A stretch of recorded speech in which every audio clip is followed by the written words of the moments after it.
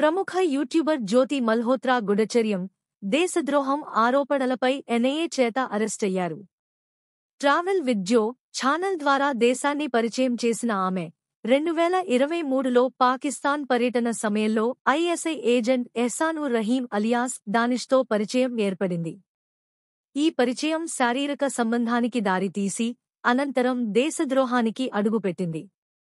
Encrypted మెస్సేజీల ద్వారా భారత సైనిక స్థావరాల సమాచారం, ఆయుధ నిల్వల వివరాలను దానిష్కు చేరవేసినట్టు ఎన్ఐఏ గుర్తించింది. ఢిల్లీ పాకిస్తాన్ ఎంబసీలో జరిగిన ఇఫ్తార్ పార్టీకి ఆమె హాజరైనట్టు సమాచారం. పాకిస్తాన్ జాతీయ దినోత్సవంపై చర్చలు జరిపినట్టు చెబుతున్నారు. పహల్గాంలో ఉగ్రదాడి నేపథ్యంలో ఆమె సందర్శనపై అనుమానాలు వ్యక్తమవుతున్నాయి. జ్యోతి వీడియోల్లో ఉన్న స్థలాలు సైనిక స్థావరాలకు సంబంధించినవని తేలింది.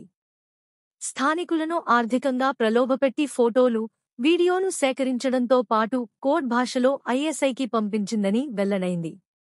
2024లో హర్యానా పంజాబ్ సరిహద్దులో సైనిక కదలికలు ఆమె ద్వారా లీక్ అయినట్టు గుర్తించారు.